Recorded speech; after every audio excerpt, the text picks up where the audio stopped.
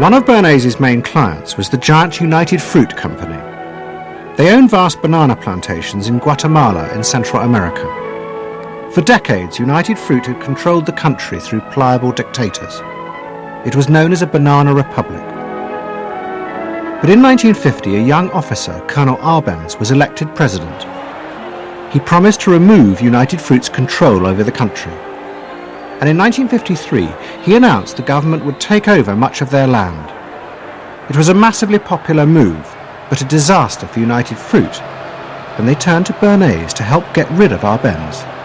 United Fruit brings in Bernays, and he basically understood that what United Fruit Company had to do was change this from being a popularly elected government that was doing some things that were good for the people there into this being very close to the American shore, a threat to American democracy, that it being at a time in the Cold War when Americans responded to issues of the Red Scare and what communism might do, he was trying to transform this and brilliantly did transform it into an issue of a communist threat very close to our shores, taking United Fruit again as a commercial client out of the picture and making it look like a question of American democracy, American values being threatened. In reality, Arbenz was a democratic socialist with no links to Moscow. But Bernays set out to turn him into a communist threat to America. He organized a trip to Guatemala for influential American journalists. Few of them knew anything about the country or its politics. Bernays arranged for them to be entertained and to meet selected Guatemalan politicians who told them that Arbenz was a communist controlled by Moscow. During the trip, there was also a violent anti-American demonstration in the capital. Many of those who worked for United Fruit were convinced it had been organized by Bernays himself. He also created a fake independent news agency in America called the Middle American Information Bureau. It bombarded the American media with press releases saying that Moscow was planning to use Guatemala as a beachhead to attack America. All of this had the desired effect. In Guatemala, the Jacob Arbenz regime became increasingly communistic after its inauguration in 1951. Communists in the Congress and high governmental positions controlled major committees, labor and farm groups, and propaganda facilities. They agitated and led in demonstrations against neighboring countries and the United States. What was profoundly new in terms of what Bernays did is he took this menace to our backyard in Guatemala. For the first time, we saw Reds a couple hundred miles from New Orleans who Eddie Bernays had us believing were a true threat to us, that it was going to be a Soviet outpost in our backyard. But what Bernays was doing was not just trying to blacken the Arbenz regime. He was part of a secret plot. President Eisenhower had agreed that America should topple the Arbenz government, but secretly. The CIA were instructed to organize a coup. Working with the United Fruit Company, the CIA trained and armed a rebel army and found a new leader for the country called Colonel Arbenz. The CIA agent in charge was Howard Hunt, later one of the Watergate burglars. What we wanted to do was have a terror campaign to terrify Arbenz particularly, terrify his troops, much as the German Stuka bombers terrified the population of Holland, Belgium, and Poland at the onset of World War II, and just rendered everybody paralyzed. As planes flown by CIA pilots dropped bombs on Guatemala City, Edward Bernays carried on his propaganda campaign in the American press. He was preparing the American population to see this as the liberation of Guatemala by freedom fighters for democracy. He totally understood that the coup would happen when the public and the press, when conditions in the public and the press allowed for a coup to happen, and he created those conditions. He was totally savvy in terms of just what he was helping create there in terms of this overthrow. But ultimately he was reshaping reality, reshaping public opinion in a way that's undemocratic and manipulative. On June the 27th, 1954, Colonel Arbenz fled the country, and Armas arrived as the new leader.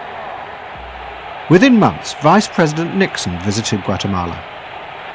In an event staged by United Fruit's PR department, he was shown piles of Marxist literature, that had been found, it was said, in the presidential palace. This is the first time in the history of the world that the communist government has been overthrown by the people. And for that we congratulate you and the people of Guatemala for the support they have given. And we are sure that under your leadership, supported by the people whom I have met by the hundreds on my visit to Guatemala, that Guatemala is going to enter a new era in which there will be prosperity for the people together with liberty for the people. Thank you very much for allowing us to see this exhibit of communism in Guatemala. You're welcome. And for dinner, see what Mother has for dessert. Banana gingerbread shortcake.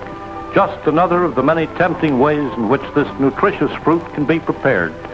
So now that you've seen where bananas come from before they reach your table, our journey to Banana Land is ended. We hope you enjoyed the trip. We know you like bananas. Bernays had manipulated the American people, but he had done so because he, like many others at the time, believed that the interests of business and the interests of America were indivisible, especially when faced with the threat of communism.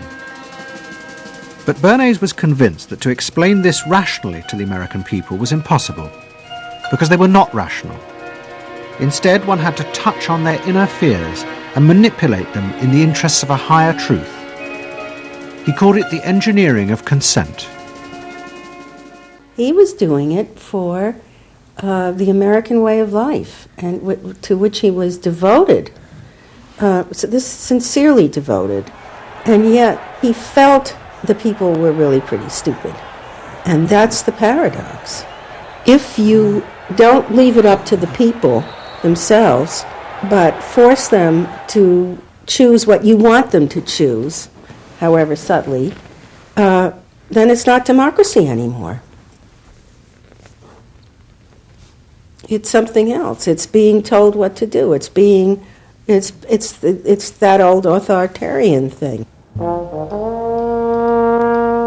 But the idea that it was necessary to manipulate the inner feelings of the American population in the interests of fighting the Cold War now began to take root in Washington. Above all, in the CIA, who were going to take it much further. They were concerned that the Soviets were experimenting with psychological methods to actually alter the memories and feelings of people, the aim being to produce more controllable citizens. It was known as brainwashing. Psychologists in the CIA were convinced that this really might be possible, and that they should try to do it themselves. The image of the human being that was being built up at that particular time was that there was a great deal of vulnerability in every human being, and that vulnerability could be manipulated to program somebody to be something that I wanted them to be, and they didn't want to be.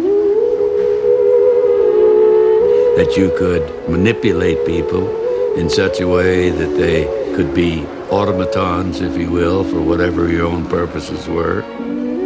This was the image that people thought was possible. In the late 50s, the CIA poured millions of dollars into the psychology departments of universities across America. They were secretly funding experiments on how to alter and control the inner drives of human beings. The most notorious of these experiments was run by the head of the American Psychiatric Association, Dr. Ewan Cameron.